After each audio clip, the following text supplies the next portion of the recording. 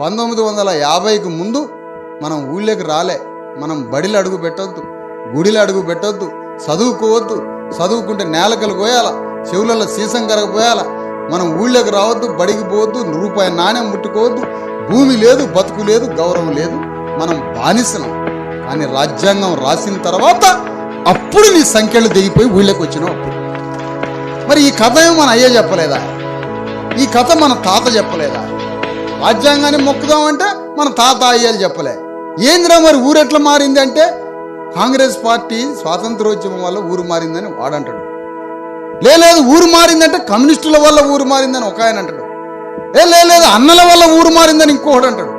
లేదు ఎన్టీ రామారావు వచ్చినాక ఊరు మారిందని ఒకడంటాడు. కమ్యూనిస్టుల వల్ల ఊరు మారిందట, ఎన్టీ రామారావు వల్ల ఊరు మారిందట, అన్నల వల్ల ఊరు మారిందట, కాంగ్రెస్ వల్ల ఊరు మారిందట. ఊరు మారింది రాజ్యాంగం వల్ల రా బడ్డు.